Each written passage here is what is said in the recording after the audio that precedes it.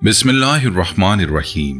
एक खूबसूरत चेहरा, एक गहरा सवाल, अच्छे लोग हिदायत से क्यों महरूम रहते हैं? जब हम इस दुनिया पर नजर दौड़ाते हैं तो हमें बहुत से ऐसे लोग मिलते हैं जिनके चेहरे पर हमेशा मुस्कुराहट सजी रहती है, जिनकी आंखों में सुकून की झलक नजर आती है और जिनके रवैये में इंसानियत की खुशबू बसी होती है। ऐसे लोग जो अपने अखलाक और किरदार की वजह से लोगों के दिलों में जगह बना लेते हैं, उनमें से एक नुमाया शख्सियत प्रेमानंद महाराज, जो हिंदू मजहबी पेशवा होने के बावजूद तमाम मजाहिब के मानने वालों के साथ मोहब्बत और प्यार का दर्स देते हैं। हमेशा पीले लिबास में मलबूस नजर आने वाले उस शख्स को न सिर्फ हिंदू बल्कि मुसलमान और दीगर मजाहिब के लोग भी इज्जत और मोहब्बत की निगाह से देखते हैं। भारत में तो लोग उन्हें भगवान समझकर सजदे भी करते हैं, जैसे यहाँ तक कि विराट कोहली जैसे मशहूर क्रिकेटर भी उनके सामने सर झुकाते हैं। उनकी बातों में हमेशा एक मिठास होती है, चेहरे पर मुस्कुराहट का दिया जलता रहता है और रवैये में इंसानियत झलकती है। शायद ही कभी आपने उन्हें गुस्से में देखा हो। जब उनके दोनों गुर्दे नाकाम हो गए थे और उन्हें बाईपास सर्जरी करवानी पड़ी थी तो हिंदुओं के साथ साथ मुसलमान भी उनकी सेहतयाबी के लिए दुआ मांग रहे थे। ऐसे नेक और आला अखलाक के हामिल लोगों को देखकर मेरे दिल में और यकीनन आपके दिल में भी ये सवाल जरूर उभरता होगा कि आखिर क्यों ऐसे अच्छे और बुलंद किरदार के लोग भी बाज़ औक़ात असल दीन और इस्लाम की हकीकत तक नहीं पहुंच पाते? आखिर क्यों ये हिदायत से दूर और गुमराही में जिंदगी गुजार रहे हैं? ये एक ऐसा सवाल है जो हर साहिब फिक्र इंसान के जहन में कभी न कभी जरूर आता है। आज की इस तफसीली गुफ्तगू में हम इसी अहम सवाल का जवाब साइंसी, नफ्सियाती और समाजी नुक्ते नज़र से समझने की कोशिश करेंगे। हम देखेंगे कि क्या वजूहात हैं जो एक नेक दिल, अच्छे अखलाक के हामिल इंसान को भी हकीकत तक पहुंचने से रोकती है। ये गहरा मौजू है जिसमें इंसानी नफ्सियात, मुआशरती दबाव और रूहानी तसव्वुरात सबका अमल दखल है। पहली बड़ी वजह, पैदाइश के साथ शुरू होने वाला सफर। सबसे पहली और बुनियादी वजह जो ऐसे नेक लोगों को भी हिदायत हासिल करने से रोकती है वो ये है कि ये अमल उनकी पैदाइश के साथ ही शुरू हो जाता है। माहिरीन नफ्सियात कहते हैं कि इंसान की पैदाइश के फौरन बाद ही उसकी बचपन की तरबियत, यानी उसका खानदान, सकाफत, मजहब और माहौल उसकी सोच का बुनियादी ढांचा तैयार करना शुरू कर देते हैं। ये सब चीजें मिलकर तय करती हैं कि बड़े होकर ये शख्स मुआशरे में कैसे रहता है, कैसे बर्ताव करता है, किस मजहब को मानता है और किन किन रस्मों और रवायात को अपनाता है। ये वही रस्में और रिवायात होती हैं जो उनके बाप दादा नस्ल दर नस्ल चलते आ रहे हैं। लिहाजा अगर कोई शख्स ऐसी तहजीब में पैदा हुआ हो जहां मजहब के नाम पर मौजूद रस्में हजारों साल पुराने किस्सों और फलसफों पर चल रही हों, न कि दीन की हकीकी तालीमात पर, तो ऐसा शख्स अपने इर्द गिर्द मौजूद हकीकत और हक को कभी पहचान नहीं पाता। मिसाल के तौर पर अगर मजहबी शख्स को खुदा का दर्जा देकर उनका अदब उसे बचपन से ही सिखाया जाए, अगर उसे ये बताया जाए कि फलां बाबा या गुरु के सामने सर झुकाना ही निजात का रास्ता है, तो फिर ऐसे शख्स के लिए उस सूरत हाल से निकलना अपना घर छोड़ने जैसा मुश्किल हो जाता है। ये सिर्फ एक मजहबी तब्दीली नहीं होती बल्कि इसकी पूरी जिंदगी की बुनियादों को हिला देने वाली बात होती है। जदीद नफ्सियाती तहकीकात ने यह बात साबित की है कि इंसान की शख्सियत की तश्कील में इब्तदाई 5 से 7 साल इंतहाई अहम होते हैं। उस उम्र में जो कुछ बच्चे के जहन में डाल दिया जाता है वो उतनी गहराई से जड़ें पकड़ लेता है कि बाद में उसे तब्दील करना तकरीबन नामुमकिन हो जाता है। बच्चा जब अपने माँ बाप, दादा दादी और खानदान के बुजुर्गों को मंदिरों में जाते, बुतों के सामने सजदा करते, गुरुओं के पांव छूते देखता है तो उसके जहन में यही बात रासिख हो जाती है कि यही सही रास्ता है। वो सवाल नहीं करता, वो सोचता नहीं, बस अंधी तकलीद शुरू कर देता है। यही हकीकत हदीस मुबारक में रसूल अकरम सल्लल्लाहु अलैहि वसल्लम ने भी बयान फरमाई है कि हर बच्चा दीन फितरत पर पैदा होता है, यानी मुसलमान, लेकिन फिर उसके वालिदैन उसे यहूदी, नसरानी या मजूसी यानी आग की पूजा करने वाला बना देते हैं। यह हदीस वाज़ेह तौर पर बताती है कि इंसान का इर्द गिर्द का माहौल उसे हकीकत तक पहुंचने से रोकने के लिए सबसे बड़ी दीवार साबित होता है। बचपन में जो कुछ जहन में बिठा दिया जाता है वो इतनी गहराई से जड़ें पकड़ लेता है कि बड़े होकर उसे बदलना बहुत मुश्किल हो जाता है। यह ऐसे ही है जैसे कोई दरख्त जब छोटा हो तो उसे सीधा करना आसान है, लेकिन जब वो बड़ा हो जाए और उसकी जड़ें जमीन में गहराई तक फैल जाएं तो फिर उसे मोड़ना तकरीबन नामुमकिन हो जाता है। दूसरी अहम वजह, हक की तलाश में सुस्ती और बेतवज्जुही। दूसरी बड़ी वजह है कि लोग खुद से हक की तलाश नहीं करते। अल्लाह ताला का कानून यह है कि वो हिदायत भी ऐसे लोगों को अता करता है जिनके दिल में उस हक को पाने की ख्वाहिश हो, सच तक पहुंचने की बेचैनी हो और वो उसके लिए तकलीफ और मेहनत भी उठा सकें। अच्छा अखलाक, आज़ी और नर्म दिली, इंसानियत, ये सब बहुत अच्छी चीज़ें हैं और उनकी कदर भी है, लेकिन सिर्फ अखलाक की बुनियाद पर ही इंसान को हकीकत तक पहुंचा दिया जाता तो दुनिया के हर इंसान को हिदायत मिल चुकी होती। तारीख में बहुत से ऐसे लोग गुजरे हैं जो अखलाक में बहुत अच्छे थे लेकिन अकीदे में गुमराह थे। अल्लाह का कानून यह है कि जो शख्स भी सच की तलाश में कोशिश करेगा तो हिदायत भी उसी को अता होगी। ये एक फाल अमल है, جس میں انسان کو خود اپنے ذہن کو کھولنا پڑتا ہے، سوالات کرنے پڑتے ہیں اور جو کچھ اسے بچپن سے سکھایا گیا ہے اس کا تنقیدی جائزہ لینا پڑتا ہے۔ بہت سے لوگ اس محنت سے کترا جاتے ہیں، وہ سوچتے ہیں کہ جو کچھ ہو رہا ہے وہی ٹھیک ہے اور اس سے آگے جانے کی ضرورت نہیں۔ وہ ذہنی سستی اور سکون طلبی انسان کو بہت بڑی حقیقتوں سے محروم کر دیتی ہے۔ قرآن مجید میں اللہ تعالیٰ نے بار بار فرمایا افلا یعقلون، کیا یہ عقل نہیں رکھتے؟ افلا یتفکرون، کیا یہ غور نہیں کرتے؟ یہ آیات اس بات کی طرف اشارہ کرتی ہیں کہ ہدایت کے لیے صرف اچھا اخلاق کا کافی نہیں بلکہ عقل اور فکر کا استعمال بھی ضروری ہے۔ انسان کو اپنے عقائد پر سوال کرنا چاہیے، غور کرنا چاہیے کہ کیا میں جو مان رہا ہوں وہ منطقی ہے، کیا اس کی کوئی عقلی دلیل ہے؟ لیکن بہت سے لوگ یہ سوال ہی نہیں کرتے، وہ اندھی تقلید میں اپنی پوری زندگی گزار دیتے ہیں اور کبھی یہ جاننے کی کوشش ہی نہیں کرتے کہ حقیقت کیا ہے۔ تیسری وجہ، روحانیت کا عارضی نشہ۔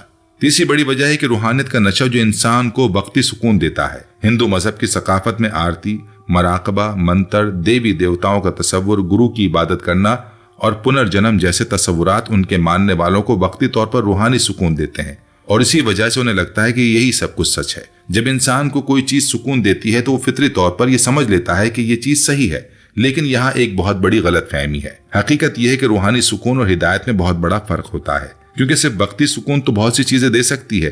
کسی کو موسیقی سکون دیتی ہے، کسی کو نشہ سکون دیتا ہے اور کسی کو کوئی گناہ کا کام بھی عارضی سکون دے سکتا ہے، لیکن اصل سکون کا تعلق حقیقت سے ہے، نہ کہ صرف جذبات سے۔ اسی لیے اللہ تعالیٰ قرآن میں فرماتا ہے، یاد رکھو کہ دلوں کا سکون تو صرف اور صرف اللہ کے ذکر میں ہے، نہ کہ فلسفوں میں، موسیقی میں اور نہ کسی مراقبے میں۔ یہ ایک بنیادی فرق ہے جو بہت سے لوگ نہیں سمجھ پاتے۔ وقتی خوشی اور مستقل سکون میں زمین آسمان کا فرق ہے۔ بہت سے لوگ یوگا اور مراقبے کے ذریعے اس طرح کا ذہنی سکون حاصل کرتے ہیں۔ ان مشقوں کے دوران دماغ میں کچھ کیمیائی تبدیلیاں واقع ہوتی ہیں جو وقتی طور پر اطمینان کا احساس پیدا کرتی ہیں، لیکن یہ سکون محض ایک حیاتیاتی رد عمل ہے، یہ روحانی ہدایت نہیں ہے۔ اصل ہدایت تو یہ ہے کہ انسان اپنے خالق کو پہچانے، اس کے احکامات کو جانے اور ان پر عمل کرے۔ یہ اصل سکون ہے جو دنیا اور آخرت دونوں میں کام آتا ہے۔ چوتھی بڑی وجہ ہے کہ گرو کلچر، جو ایک بہت طاقتور نفسیاتی نظام ہے۔ ذرا ایک لمحے کے لیے تصور کریں جب کسی انسان کو بچپن سے یہ سکھایا جائے کہ گرو کبھی غلط نہیں ہو سکتا، اس کا ہر حکم گیتا کی طرح مقدس ہے اور یہی نجات کا راستہ ہے۔ جب ایسا ہوتا ہے تو اس گرو کے ساتھ ساتھ ارد گرد کے لوگوں میں بھی سوال کرنے کی صلاحیت ختم ہو جاتی ہے۔ کسی بھی چیز پر سوال اٹھانا گناہ سمجھا جاتا ہے۔ یہ ایک بند ذہنی نظام بن جاتا ہے جہاں سوچنے سمجھنے کی کوئی گنجائش نہیں رہتی۔ جیسا کہ حدیث مبارکہ میں آتا ہے کہ تم سے پہلی قومیں اپنے علماء اور مشائخ کی اندھی پیروی کی وجہ سے گمراہ ہو گئیں۔ اسلام عالم دین کی عزت کا حکم دیتا ہے، ان کی رائے اور علم کی قدر کرتا ہے، لیکن پیروی صرف اور صرف اللہ اور اس کے رسول کی ہے۔ کوئی بھی انسان اپنے سامنے موجود اپنے جیسے انسان کو سجدہ بھلا کیسے کر سکتا ہے؟ یہ بات منطقی طور پر سمجھ سے باہر ہے۔ کوئی انسان چاہے کتنا ہی علم رکھتا ہو، کتنا ہی نیک ہو، وہ آخر ایک انسان ہی ہے جو غلطیاں کر سکتا ہے، بھوک پیاس محسوس کرتا ہے، بیمار ہوتا ہے، ایک دن مر جاتا ہے، پھر اسے خدا کا درجہ کیسے دیا جا سکتا ہے؟ لیکن گرو کلچر بالکل ایسا ہی ہوتا ہے۔ قرآن پاک بار بار اللہ کی نشانیوں کو بیان کرتا ہے تاکہ انسان کی عقل پر لگے ان بت پرستیوں اور جہالت کے تالوں کو کھولا جا سکے۔ قرآن بار بار کہتا ہے کہ سوچو، غور کرو، تدبر کرو، لیکن روحانی فلسفوں میں عقل کو دبا دیا جاتا ہے اور جذبات کو بڑھا دیا جاتا ہے۔ تو اس کا نتیجہ یہ نکلتا ہے کہ لوگ ڈسٹ بن کو بھی بھگوان سمجھ کر پوجنے لگتے ہیں، گائے کو ماں کہہ کر اس کی پوجا کرتے ہیں، چوہوں کو دودھ پلاتے ہیں، سانپوں کی عبادت کرتے ہیں۔ یہ کوئی مبالغہ نہیں، یہ حقیقت ہے جو آپ ہندوستان کے بہت سے علاقوں میں دیکھ سکتے ہیں۔ گرو کلچر کی سب سے خطرناک بات یہ ہے کہ انسان کی آزاد سوچ کو ختم کر دیتا ہے۔ ایک شخص جو بچپن سے یہ سنتا آیا ہے کہ گرو کے ہر حکم کو سوچے سمجھے بغیر ماننا ہے، وہ کبھی نہیں سوچتا کہ شاید یہ حکم غلط ہو بھی سکتا ہے۔ وہ اندھے کی طرح پیروی کرتا رہتا ہے چاہے اس سے کتنا ہی نقصان کیوں نہ ہو۔ اور پانچویں وجہ، طاقت اور رتبے کا لالچ۔ پانچویں بڑی وجہ یہ ہے کہ ہندو گروؤں کی وہ طاقت اور رتبہ جو انہیں معاشرہ دیتا ہے اور اسے چھوڑ کر ایک عام انسان بننے کا خوف۔ اسلام میں سب مسلمان برابر ہیں، لیکن ہندو گرو کا اسٹیٹس اسے معاشرے میں ایک غیر معمولی طاقت دیتا ہے۔ اس کے بھکتوں میں طاقتور شخصیات بھی شامل ہوتی ہیں۔ پھر اس کے علاوہ نذرانوں کی بہتات اور عزت تو ویسے ہی ملتی ہے۔ لوگ اسے بھگوان کا اوتار سمجھ کر، نجات دینے والا سمجھ کر، کرامتیں کرنے والی اور مقدس ہستی سمجھ کر اس کے آگے سجدے بھی کرتی ہے۔ یعنی آسان الفاظ میں ایک شخص کو ایک بڑی انسانی آبادی پر غیر معمولی کنٹرول مل جاتا ہے بغیر کسی حقیقی قیادت کے۔ اور آپ سب لوگ جانتے ہیں کہ طاقت کو چھوڑنا آسان نہیں ہوتا۔ انسانی نفسیات کا ایک بنیادی اصول ہے کہ جب کسی کو اختیار اور طاقت مل جاتی ہے تو اسے چھوڑنا بہت مشکل ہو جاتا ہے۔ یہ ایک نشے کی طرح ہے جو انسان کو اپنی گرفت میں لے لیتا ہے۔ جب ہزاروں یا لاکھوں لوگ کسی کے سامنے سر جھکاتے ہوں، اس کے ایک اشارے پر چلتے ہوں، اس کے لیے کروڑوں روپے نذرانے دیتے ہوں، تو پھر اس طاقت کو چھوڑ کر ایک عام انسان بننا بہت مشکل ہو جاتا ہے۔ آپ بھی یہ جانتے ہیں کہ قریش مکہ ایک وقت میں آ کر یہ حقیقت جان گئے تھے کہ محمد رسول اللہ صلی اللہ علیہ وآلہ وسلم باقی اللہ کے سچے اور آخری رسول ہیں۔ مشرکین مکہ کے بہت سے سردار دل میں یہ مان چکے تھے کہ آپ سچ کہہ رہے ہیں، لیکن مشرکین مکہ کے سرداروں کو سب سے بڑا خوف یہ کھائے جا رہا تھا کہ اگر انہوں نے اسلام قبول کر لیا تو ان کی سرداری، ان کی طاقت، ان کا رتبہ سب کچھ چھن جائے گا اور وہ بھی باقی مسلمانوں کی طرح عام مسلمان بن جائیں گے۔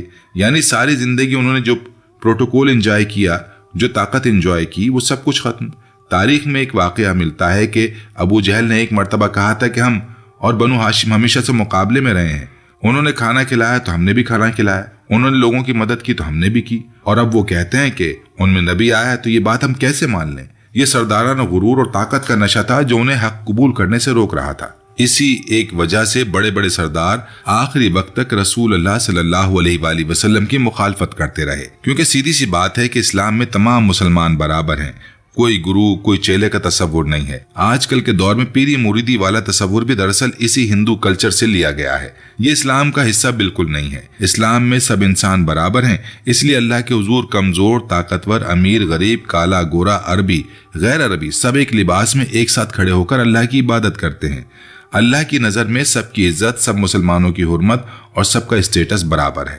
اللہ کے سوا کسی انسان کو سجدہ کرنا، اسے کسی خدائی صفات میں شامل کرنا، کوئی اوتار ماننا کسی صورت قابل قبول نہیں۔ اب ذرا سوچے کہ جن لوگوں نے اپنی سوسائٹی میں لوگ بھگوان سمجھ کر ان کی پوجا کرتے ہوں، ان کے لیے جان دینے کے لیے تیار ہوں، کیا وہ شخص کبھی بھی اسلام قبول کرنے کے بارے میں سوچے گا؟ وہ کبھی سوچے گا کہ انسان کی پوجا سے نکل کر اللہ کی بندگی میں آ جائے؟ کیوں سوچے گا؟ کیونکہ ان دونوں چیزوں میں زمین اور آسمان کا فرق ہے۔ چھٹی وجہ اکثریت کی پیروی کا نفسیاتی اثر۔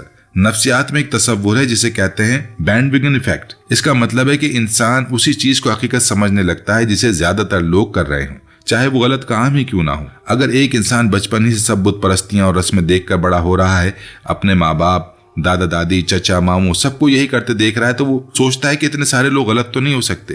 یہ ایک بہت مضبوط نفسیاتی اثر ہے۔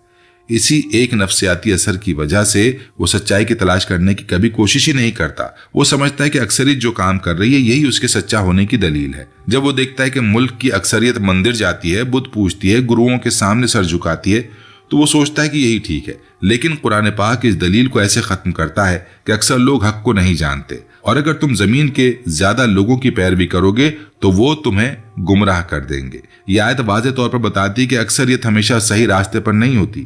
تاریخ اس بات کی گواہ ہے کہ ہر زمانے میں اکثریت گمراہی پر رہی ہے اور اقلیت حق پر۔ حضرت نوح علیہ السلام کی قوم میں صرف چند لوگ ہی ایمان لائے، باقی سب نے انکار کیا۔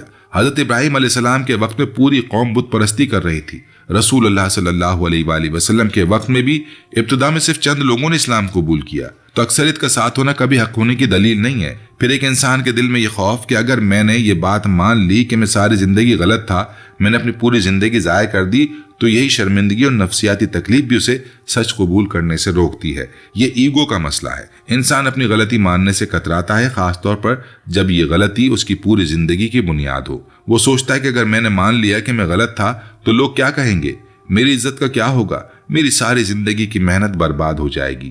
یہ خوف بہت بڑا ہے، بہت سے لوگوں کو حق قبول کرنے سے روکتا ہے۔ ساتویں وجہ آسان راستوں کی تلاش۔ سب سے آخر میں اور شاید سب سے اہم وجہ یہ ہے کہ لوگ دین میں آسانی چاہتے ہیں، شارٹ کٹ چاہتے ہیں، جبکہ اسلام تو مسلسل کوشش، اپنی مسلسل اصلاح اور محنت کا نام ہے۔ یعنی ہر معاملے میں اللہ کے حکم کو ماننا، نماز قائم کرنا، پڑھنا، حج کرنا، زکوٰۃ دینا، روزے کی ذمہ داری، لوگوں کے حقوق، یہ سب چیزیں بہت محنت طلب کام ہے۔ یہ آسان نہیں ہے۔ ہر روز 5 وقت نماز کے لیے اٹھنا، وضو کرنا، قرآن کو سمجھنا، اس پر عمل کرنا، یہ سب مشقت کے کام ہے، اور اسی لیے ان کا اجر بھی ہے۔ اللہ نے مشقت والے کاموں پر بڑا اجر رکھا ہے۔ اسلام میں انسان کو ہر وقت اپنے نفس سے جہاد کرنا پڑتا ہے۔ جب نماز کا وقت ہو اور نیند آ رہی ہو تو نفس کہتا ہے کہ سو جاؤ، لیکن ایمان کہتا ہے کہ اٹھو اور نماز پڑھو۔ جب کوئی گناہ کا موقع ہو تو نفس کہتا ہے کہ کر لو، لیکن ایمان کہتا ہے کہ رک جاؤ۔ یہ اللہ کی نافرمانی ہے۔ یہ مسلسل جدوجہد ہے جو زندگی بھر چلتی ہے۔ اسلام میں کوئی شارٹ کٹ نہیں، کوئی آسان راستہ نہیں کہ صرف ایک کام کر لو نجات پا جاؤ، جبکہ دوسری طرف صرف پوجا کر لو، گنگا میں نہا لو، گرو کی خدمت کر لو، کوئی منتر پڑھ لو، کوئی رسم نبھا لو۔ یہ سب سے آسان راستے ہیں یا پھر شارٹ کٹ ہیں جو لوگوں کو سچ جانتے ہوئے بھی اسلام قبول کرنے سے روکتے ہیں تاکہ وہ اپنی مذہبی ذمہ داریوں سے بھاگ سکیں۔ انسانی نفس کی فطرت ہے کہ وہ آسان راستہ تلاش کرتا ہے، وہ چاہتا ہے کہ بغیر محنت کے نتیجہ مل جائے، لیکن حقیقت یہ ہے کہ اصل اور قیمتی چیزیں محنت کے بعد ہی ملتی ہیں۔ لوگ سوچتے ہیں کہ صرف مندر جا کر گھنٹی بجا دی، 2 پھول چڑھا دی اور نجات مل گئی، یا صرف گنگا میں ڈبکی لگائی اور تمام گناہ دھل گئے۔ لیکن یہ کتنی احمقانہ سوچ ہے۔ کیا گناہ اتنے آسان طریقے سے دھل سکتے ہیں؟ کیا عدل کا تقاضا یہی ہے کہ ایک شخص ساری زندگی ظلم کرے، لوگوں کے حقوق مارے اور پھر صرف ایک ڈبکی لگا کر بچ جائے؟ یہ تو انصاف کے خلاف ہے۔ 8ویں بڑی وجہ میڈیا کا دباؤ اور اسلام کا غلط چہرہ پیش کرنا تاکہ اسلام نہ پھیل سکے۔ آج کی دنیا میں میڈیا کی طاقت سے کوئی انکار نہیں کر سکتا۔ جو کچھ ٹی وی پر دکھایا جائے، جو کچھ اخباروں میں لکھا جائے، جو کچھ سوشل میڈیا پر پھیلایا جائے، لوگ اسی کو سچ سمجھ لیتے ہیں، اور بدقسمتی سے کئی دہائیوں سے اسلام اور مسلمانوں کے خلاف منظم میڈیا مہم چل رہی ہے۔ خاص طور پر مغربی میڈیا نے اسلام کو دہشت گردی سے جوڑ کر پیش کیا ہے۔ جب بھی کوئی مسلمان کوئی غلط کام کرتا ہے تو اسے بڑھا چڑھا کر دکھایا جاتا ہے اور کہا جاتا ہے کہ اسلام کی تعلیم ہے، لیکن جب غیر مسلم کوئی برائی کرتے ہیں تو اسے انفرادی کیس بتایا جاتا ہے۔ یہ دوہرا معیار لوگوں کے ذہنوں میں اسلام کے بارے میں غلط تصورات پیدا کرتا ہے۔ بھارت میں بھی یہی صورتحال ہے۔ بالی ووڈ کی فلموں میں مسلمانوں کو اکثر منفی کردار میں دکھایا جاتا ہے، نیوز چینل پر اسلام کے خلاف زہر اگلا جاتا ہے، سوشل میڈیا پر نفرت پھیلائی جاتی ہے۔ اس سب کا نتیجہ یہ ہوتا ہے کہ ایک عام ہندو جو اسلام کے بارے میں کچھ نہیں جانتا، وہ بھی اسلام کے خلاف ہو جاتا ہے، اور پھر وہ کبھی یہ کوشش ہی نہیں کرتا کہ اصل اسلام کیا ہے۔ لیکن دلچسپ بات یہ ہے کہ جو لوگ خود اسلام کو پڑھتے ہیں، قرآن کو پڑھتے ہیں، حدیث پڑھتے ہیں، وہ اکثر اسلام قبول کر لیتے ہیں۔ جیسا کہ میں نے پہلے بھی بتایا کہ 11 ستمبر کے حملوں کے بعد امریکہ میں جن لوگوں نے اسلام کے خلاف سب سے زیادہ منفی پروپیگنڈا سنا، انہی میں سے بہت سو نے خود جا کر اسلام کو پڑھا اور پھر اسلام قبول کر لیا، کیونکہ جب انہوں نے اصل اسلام کو دیکھا تو انہیں پتہ چلا کہ میڈیا جو دکھا رہا ہے وہ حقیقت نہیں تھی۔ 9ویں اہم وجہ ہے کہ خاندانی اور معاشرتی دباؤ۔ بہت سے لوگ ایسے ہوتے ہیں جو دل سے تو حق کو پہچان لیتے ہیں، لیکن خاندان اور معاشرے کے دباؤ کی وجہ سے اسے قبول نہیں کر پاتے۔ سوچیے اگر ایک ہندو گرو اسلام قبول کر لے تو کیا ہوگا؟ اس کا پورا خاندان اس کے خلاف ہو جائے گا، اس کے تمام شاگرد اسے چھوڑ دیں گے، معاشرے میں اس کی عزت ختم ہو جائے گی اور شاید اس کی جان کو بھی خطرہ ہو جائے۔ یہ ایک بہت بڑا چیلنج ہے۔ انسان اکیلے نہیں رہتا، وہ ایک سماج کا حصہ ہوتا ہے، اور جب پورا سماج اس کے خلاف ہو جائے تو اس سے نمٹنا بہت مشکل ہوتا ہے۔ بہت زیادہ ہمت اور یقین کی ضرورت ہوتی ہے۔ انسان سب کچھ چھوڑ کر حق کی طرف آ جائے، اور بدقسمتی سے بہت سے لوگوں میں یہ ہمت نہیں ہوتی۔ بھارت جیسے ملک میں جہاں فرقہ وارانہ تناؤ پہلے سے موجود ہے، وہاں مذہب تبدیل کرنا اور بھی مشکل ہو جاتا ہے۔ بہت سے علاقوں میں تو مذہب تبدیل کرنے پر قانونی کارروائی بھی ہو سکتی ہے۔ یہ سب چیزیں مل کر لوگوں کو حق قبول کرنے سے روکتی ہیں۔ 10ویں اور آخری وجہ یہ کہ دنیاوی مفادات۔ بہت سے لوگ، خاص طور پر مذہبی پیشوا، اپنے مذہب کے بہت سارے دنیاوی فوائد حاصل کر رہے ہوتے ہیں۔ گروؤں کو کروڑوں روپے نذرانے میں ملتے ہیں، انہیں عزت ملتی ہے، طاقت ملتی ہے، اثر و رسوخ ملتا ہے۔ اگر وہ اسلام قبول کر لیں تو یہ سب ختم ہو جائے گا۔ اسلام میں کوئی پیسہ کمانے کا ذریعہ نہیں بنایا جا سکتا۔ کوئی امام یا عالم دین لوگوں سے نذرانے نہیں لے سکتا، اپنے لیے محل نہیں بنا سکتا، لوگوں پر حکومت نہیں کر سکتا۔ تو پھر کیوں کوئی شخص اپنی یہ سہولیات چھوڑ کر اسلام قبول کرے گا؟ یہ ایک بہت بڑا سوال ہے۔ دنیا کی محبت انسان کو بہت سی حقیقتوں سے اندھا کر دیتی ہے۔ جب دنیاوی فوائد بہت زیادہ ہوں تو انسان آخرت کے بارے میں سوچنا ہی چھوڑ دیتا ہے۔ وہ بھول جاتا ہے کہ یہ دنیا چند دن کی ہے اور آخرت ہمیشہ کی۔ حقیقت اور باطل کا فیصلہ۔ دیکھیے، دنیا میں انسان کو چاہے لاکھ عزت مل جائے، لاکھوں لوگ اس کے سامنے سجدہ کریں، اس کے نام کے نعرے لگائیں، لیکن حق اور باطل کے فیصلے انسان کی تعریفوں سے نہیں ہوتے بلکہ اللہ کی کتاب سے ہوتے ہیں۔ جس دن بھی انسان ایک لمحے کے لیے رک کر یہ سوچ لے کہ کیا میں واقعی اس خدا کی عبادت کر رہا ہوں جس نے مجھے بنایا، یا میں صرف روایات اور اکثریت کے پیچھے چل کر گمراہ ہو چکا ہوں؟ کیا میرا یہ سکون واقعی ایک حقیقت ہے یا پھر ایک عارضی نشہ؟ تو اسی لمحے ہدایت کا دروازہ اس کے لیے کھلنا شروع ہو جاتا ہے۔ اسلام کی سب سے بڑی خوبصورتی یہ ہے کہ یہ کسی شخص کی دشمنی نہیں سکھاتا، کسی کی اچھائی کو نہیں چھپاتا، کسی کے اخلاق کو رد نہیں کرتا، بلکہ کہتا ہے کہ جو حقیقت ہے اسے مانو اور جو غلط ہے اسے چھوڑ دو۔ کوئی انسان نہیں بلکہ صرف اللہ ہی ہے جو سجدے کے لائق ہے، اور یہی فرق روحانی نشے اور اصل ہدایت میں ہوتا ہے، کیونکہ نشہ جذبات سے بنتا ہے جبکہ ہدایت عقل، سچائی اور اللہ کے نور سے بنتی ہے۔ خلاصہ اور دعا۔ تو یہ تھیں وہ 10 بڑی وجوہات جو اچھے لوگوں کو بھی ہدایت سے محروم رکھتی ہیں۔ پہلی وجہ بچپن کی تربیت، दूसरी हक की तलाश न करना, तीसरी रूहानी नशा, चौथी गुरु कल्चर, पांचवी ताकत का लालच, छठी अक्सरियत की पैरवी, सातवीं आसान रास्तों की तलाश, आठवीं मीडिया का दबाव, नवीं मुआशरती दबाव और 10वीं दुनियावी मफादात। लेकिन याद रखें, ये सब रुकावटें अगरचे बड़ी हैं लेकिन नाकाबिले उबूर नहीं। जो शख्स भी सच्चे दिल से हक को तलाश करे, अल्लाह उसके लिए रास्ता खोल देता है। कुरान में अल्लाह फरमाता है, जो लोग हमारी राह में कोशिश करते हैं हम जरूर उन्हें अपनी राहें दिखा देते हैं। अल्लाह ताला से दुआ है कि वो हमें समझने की और नेक अमल करने की तौफीक अता फरमाए। वो हमें हक को हक की सूरत में देखने की तौफीक दे और उस पर अमल करने की ताकत दे, और बातिल को बातिल की सूरत में देखने की तौफीक दे और उससे बचने की हिम्मत दे। वो दुनिया के तमाम लोगों को हिदायत अता फरमाए और उन्हें सिरात मुस्तकीम पर चलाए।